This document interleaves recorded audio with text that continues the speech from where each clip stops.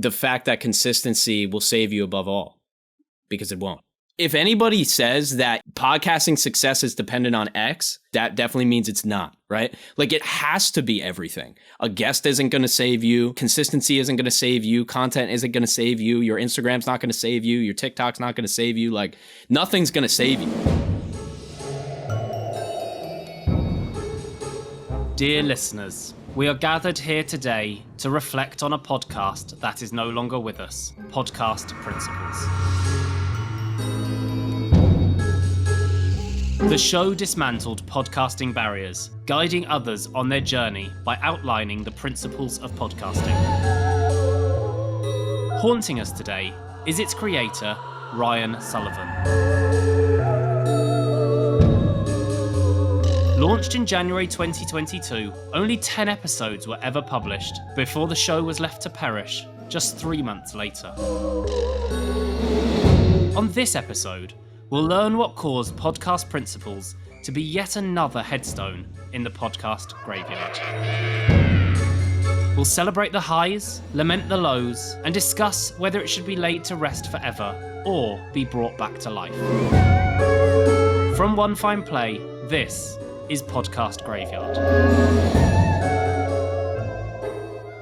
Hi Ryan, thanks for haunting the show today. James, very fitting for the season that we're in. Not sure when this episode's going out, but we're approaching Halloween here, and it makes a lot of sense, and I love the idea and the concept. So let's see if this, reckons a revival or a complete put to rest. We're going to determine that today. I can't wait to find out, and as a fellow podcast professional, maybe we can get into a bit of discussion at the end, see how you're feeling after talking it through. Maybe this will be a bit more like therapy than anything else. So, tell me, why did you want to make the podcast in the first place? The idea was I didn't think that there were any good podcasts out there about podcasting in terms of like how to actually do it. So that was the impetus. Like, we know what to do, and we at least have a framework based on what we've done with clients and the system that we've created to launch podcasts. So we essentially wanted to create a free version of our system with just the highlights and the takeaways and the actionable stuff. And so that's what we set out to do. We didn't really think about the execution and like what it would look like to make that. We knew what the work was going to be, but we obviously didn't know the work until we got into it. But that was the gist. Create a podcast about podcasting that's actually practical. And what other shows were your inspiration? All the bad podcasts about podcasting, basically. We won't name those then. Nah, we're good. I'll keep them out. So when you started out, what were your expectations and what did you hope to achieve? I definitely didn't have like a downloads number or a follower listener count number or anything that I was going for. Wanted to create repurposed content that would be easy to post on LinkedIn. Just wanted to like create this podcast about breaking things down that seem to be a little bit ambiguous, or like the things where you search the how to start a podcast and there's like, 2 million results on Google. And we just wanted to make it so you can just kind of watch this podcast and at least have a way to start. So it wasn't like a metrics thing or a followers thing. It was really going to be for like repurposed content. And I guess just to do it and just to break down the podcast principles, like to also uncover our own principles that are in our system that we might not be able to even see or recognize. So it was kind of a multi-purpose thing, but it was definitely not for like the metrics or anything like that. It was almost to do it and then to do it for the market and to hopefully help people. And we did have listeners and people did mention it and take value from it, and they really enjoyed listening to the episodes. So, but yeah, that was the gist. It sounds like you kind of wanted to learn by doing, and in making it, you might actually learn what you already knew, if that makes sense. Like also the fact that I don't do scripted podcasts and I've never done one. So this was also a really good chance for me to learn how to make a podcast like that. So then if I do ever advise somebody, I can say, well, from my experience, this is what we did. And then it actually, it did end up being a pro, because then we can go, hey, we launched one like this and we ended up stopping because of XYZ. So then these are the things that you're going to want to fix if you're going to do that too. So it was kind of a win, even if you fail, type of thing. So you made a scripted podcast and then you realized how hard scripted podcasts are and thought, I'm never going to get into that again. That's not fun. Not in this capacity. It was me and my partner doing it. He helped a lot of the scripting. I was the, person talking. And yeah, exactly, man. I mean, I didn't realize what it would be. I've done scripted videos, but one-offs and stuff, but that's not my vibe. Like, it really is not my thing. Now I know that. There are some formats in podcasting that I could not get down with, that are so hard work and involve so much development that they're just on another level. I tip my hat to those people. So let's get down into some of the details here. Let's first off talk about, the hot topic everyone brings up when they explain why they're finding their podcast hard: time and money. Firstly, how much time do you think you put into this? Well, let's see. We got 10 episodes. Let's say 2 hours of planning per episode, so 20 hours of planning. Maybe 2 hours of recording each, so 20 hours of recording. Maybe post-production, 2 hours each, so now you're at like 60. I'd say like 60 to 80 hours for the 10 episodes, if I already take a kind of rough guess on that. Okay, so 6 to 8 hours an episode, so not a joke. And I was doing all of the audio. Oh, the only thing I didn't do is the show notes. I did everything else myself too. And the scripting. It was myself and my partner doing the scripting, and he did the show notes, and then I did everything else. So it's a full day of work per episode, basically. And how much money did you spend on the podcast overall? Zero. But we should mention that you own microphones, you have access to recording, you probably have podcast hosting, so you covered a lot of the costs. Zero meaning, stuff I already paid for, yeah. And obviously your time. Yeah, the time's the big one. What would you say, even as a podcast professional, was the biggest obstacle you faced when making this show? Definitely formatting and trying to figure out how was the best way to explain a podcast launch on a podcast, that's 5 to 10 minutes long. How do you take a full podcast launch and dwindle it down to a 15 episode series where the episodes aren't longer than 6 to 8 minutes each? So that was definitely the most difficult part of literally like taking a system we already built and then trying to form a podcast around it. And it's kind of similar to what we do in general. So we had an upper hand, and it was in terms of like us versus the general public doing this, but it was still difficult. But I would say like that's where we scratched our head the most on, the actual like formatting each episode, what to include, what to not include, how to explain things that are only auditory, how to explain things that are only visual. It was really those logistics that ended up being like pretty difficult. But that's one of the really tricky things, isn't it? Is like working out what a good format is to tell a story. So you've got like an idea or a topic or a theme or something you want to do. And the first way you think of telling that story might not necessarily be the right way, just A, asking B questions, your standard interview format might not necessarily be the most imaginative style or structure for a show. And it's really coming up with that format at the beginning that can often be one of the trickiest parts. Yeah, definitely. When you have like four topics in one episode, breaking them down. So like, you're scripting it, but you don't want it to sound scripted. So, but then there's like kind of, complex information that you almost have to read off of, but you can't be looking at it, and there's no teleprompter. And it's like, it's not just the formatting, but like it all ties in, like the formatting, the execution, the output, like it's all kind of ends up being one thing. Like everything affects everything else, And then you also end up in that situation, which I think they find in true crime podcasts a lot, which is you really need the person to listen in order. But what happened if they find you at episode 4 and you don't want to lose them all together, and they might not go back to episode 1, but then you need to give them some context. But then how do you bring the context in? And, again, not the easiest thing, but also the aim here is not to just get someone to listen to one episode, but get to listen to them all. So, or more than one at least. So then it's a case of what's the art or what are the hooks going to be to get them to go and listen to other episodes. You can't just pretend they don't exist. Yeah, you got to allude. Yeah, for sure. And that's what we did. We would allude to, different episodes depending on when we would, like, say we're talking marketing, the guesting episode was episode 2. Marketing might be episode 11, but guesting is pretty fundamental to marketing, maybe. So, yeah, we did have ways to tie the episodes together, which I think worked pretty well. People did end up binging them for sure, just like from what I could roughly tell on YouTube. because we did video and audio versions, which was also really good. At the end of the day, too, the episodes are still living there on the YouTube channel. They're a pretty good archive, and they're a pretty good representation of like kind of our system. So it wasn't. There are a lot of like for sure net positives, but yeah, I mean it's difficult. Any embarrassing or cringeworthy moments in making it that you can share?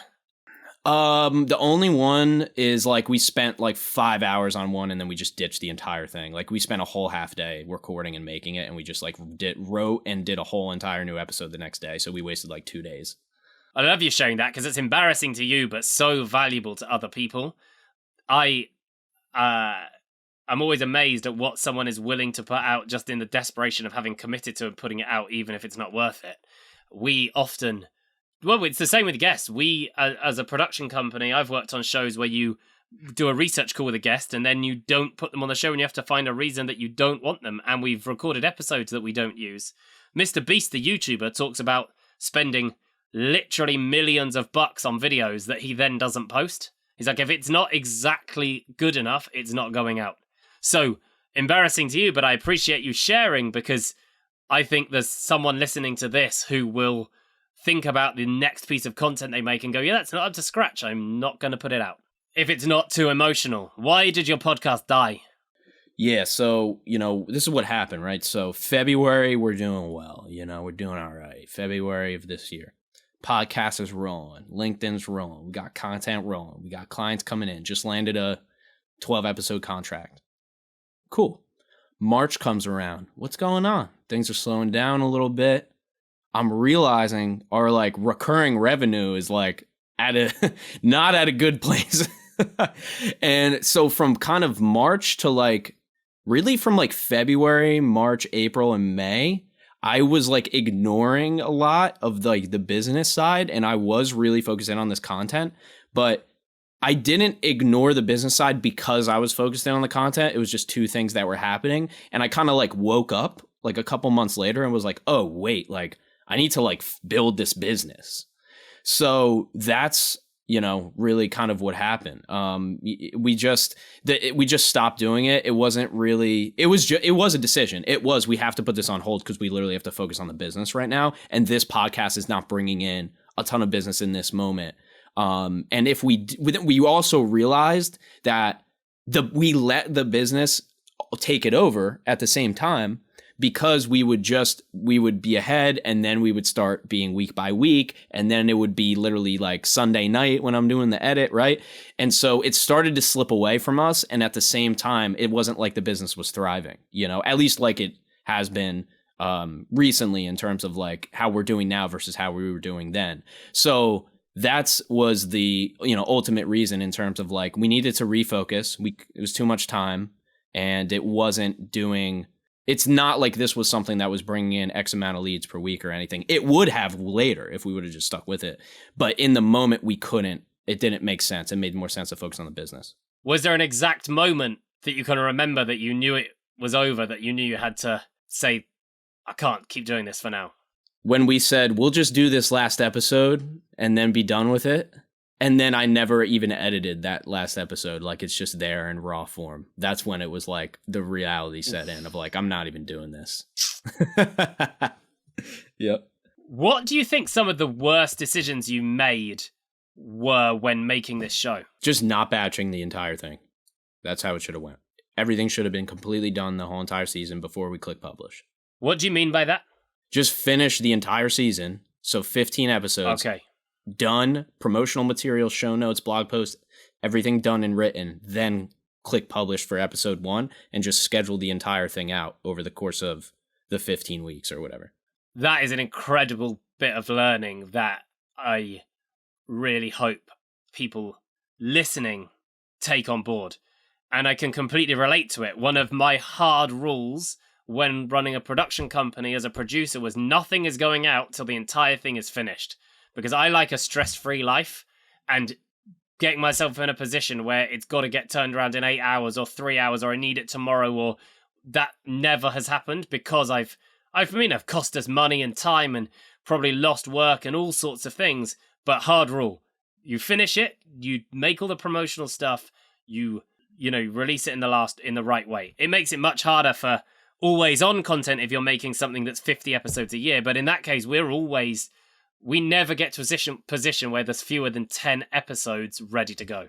Yeah, that's how I would. I always say, if you could be 100 episodes ahead, do it. If you got the time and the money and the bandwidth, do it. It's gonna help. It would be incredible. Now, you wouldn't have the ability to adapt, to the current landscape of anything. But especially if it's more of an evergreen show, hey, be 100 episodes ahead, man. What do you think the worst piece of podcasting advice you've ever got is? The fact that consistency will save you above all, because it won't. If anybody says that podcasting success is dependent on X, that definitely means it's not, right? Like, it has to be everything. A guest isn't going to save you, consistency isn't going to save you, content isn't going to save you, your Instagram's not going to save you, your TikTok's not going to save you, like, nothing's going to save you, And so I truly believe that consistency is one of the pillars. Like, I don't think you can do much without it, but I also don't think that any one thing is going to save you. And I was asked on a podcast the other day, what's the piece of, just so I can finish this thought, what's the marketing strategy that you fundamentally disagree with? My answer was nothing. I don't disagree with anything that works. So, because you can't, then that's just a matter of taste and opinion at that point, to say that organic content works and so does paid.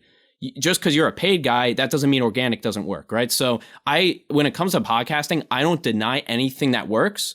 My thing is more like these end-all be-all statements of, this is the ultimate thing, or this is the thing that's going to save you, or this is the thing. Just because we teach organic content and we grow podcasts that way doesn't mean that these other things don't work, This is so true. Podcasting and consistency always get tied together. Like, you've got to be consistent. You've got to post every Sunday. It's nonsense. I have too many examples of how this isn't true. By consistency, we mean volume and all the time. We don't mean Wednesday at 3 p.m. without fail if on pain of death. Like, on LinkedIn, just post when you're passionate and you've got a great idea. Just do it a lot. Don't worry about, every day at 10:17 is the optimum time to post. Just post if you've got something to say, and don't post if you haven't. On TikTok, post 3-4 times a day, but it doesn't matter. That's consistency because you're doing it a lot. But if you don't want to post for 2 weeks, so what? Just before we started this call, you and I were talking about the YouTuber Casey Neistat. Hasn't posted for 2 years. Just starts now randomly posting whenever he feels like. Grown 300,000 subscribers in a week. Mr. Beast says, I'm only going to post when I've got a great video. You can tweet whenever you want. Colin and Samir, my favourite podcast, it's about the creator economy. They post every couple of days, 3 days, 4 days, 5 days, but it's sporadic. Different shows, different topics, all within the same channel on random days. There's no real logic to it. Doesn't matter. Still listen to every episode because that freedom is what makes better content. So I'm with you on this consistency thing. So on the other side of that coin, what is the best piece of advice you've had, or what advice would you give to someone starting out? You've been on this podcasting journey. You've started a show. Frustratingly, it's now in the podcast graveyard. What's the best piece of advice you could pass on to the next person? Lean into you. So figure out your personality over everything. Because it's either, and I got this from music, right? Because I talk to a lot of rappers. I'm a rapper myself. I get up on stage. I do it, all that stuff. I know that at one point or another, you're going to have to be yourself, and you're going to have to do it unapologetically. And it's actually going to be everything. The whole thing is going to just be you. And it's super cliche. I do get this, right? But my thing is don't try to adapt to a niche or adapt to a persona or adapt to an audience just because you think that's what they want or that's what's going to get you to the next level. You really got to figure out yourself. Our most successful shows are people who may have a political bend, right? They leaned into it. They didn't shy away from it because some people are going to get sad. So that's really my, best piece of advice, I think, is just don't try to be somebody else. If you want to emulate what works, great. But you got to figure out you got to be you at the end of the day. And if you're putting on some kind of persona to be on this podcast, man, it's not going to last. If your podcast had a headstone, what would you put on it? Oh, I would probably the power of the podcast. And then you would have to infer from that whatever you want to infer. I love that. I like the open-ended, take from it what you want. So look, we're coming to the time of this show where we're looking at making a judgment. Should this show be resurrected? Should it stay dead? And you know, I feel like this might sound a little bit tough, but I'm going to be honest. I feel like this is a show that should probably go to the heavenly afterlife, because I feel like this is something you did when you started out. You've learned a lot, you've evolved, you've developed, you've got new skills, you've got new understandings. And my take on this show is that it's not really a podcast. It's more like an audio learning experience. It feels like what you were trying to make was a one-off piece of like audio online learning to educate, like a resource, not so much the mechanics of what's going to make a killer podcast, which I know, knowing you have the capability to do. So whether it seems harsh or not, maybe it's unfair, but for me, I feel like this is one that should go to the afterlife, because I know that inside you there is a wealth of creative wisdom, and you've got the talent to bring something more compelling to the world in podcast format. And what you had made here with Podcast Principles, you should still do, but you should manifest it in an audio experience, but not give it the strap of podcast.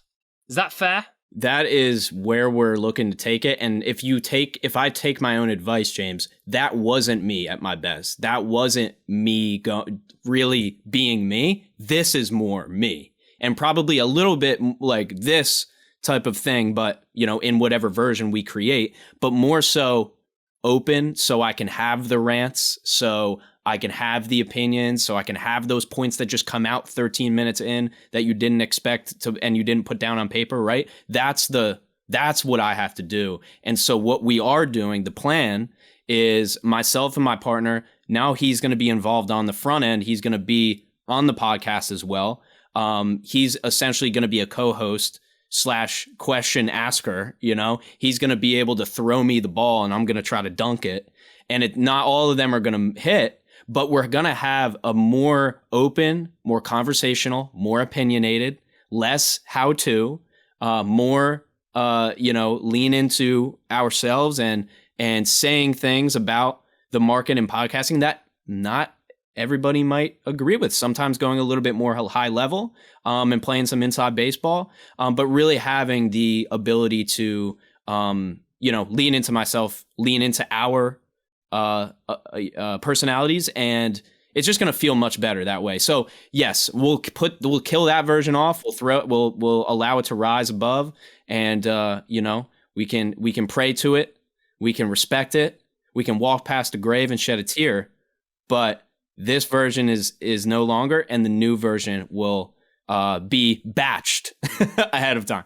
Will be batched. My man, I don't think you've left me much else to say. You've taken your best piece of advice and put yourself in the middle. You've taken your biggest learning, which is to batch for the future. You are channeling it around you. You're an awesome guy. You are an inspiration to me about what's possible in podcasting, and I love that you have taken the best bits of this and you're channeling it in a new creative project. Thanks. So thank you so much for joining me. I really appreciate it. Just before we go, in the words of Sean Evans, can you tell the world what you've got going on in your life? I love it. I love how he does that, man. Yeah, so, I have a podcast. It's called Bopcast. Like I said, it is somewhat localized, meaning the interviews are in person, but there are a ton of takeaways. That what we talk about on the podcast isn't completely localized. So you can check that out. I interview outliers who are breaking the mold regardless of the status quo and pursuing their dreams in one way or another. So that's every single guest fits that mold. There's also some solo episodes in there that I like to go off on my own tangents. And then, yeah, man, we help people launch podcasts similar to what you do. We're really heavy on the consulting side and helping current podcasters. So if you have one and you're a little bit frustrated about where it's at, maybe we can help you out with that. So that's podcastprinciples.com, and connect with me on LinkedIn, Ryan R. Sullivan. My man, thank you so much. Appreciate you, bro. This is great.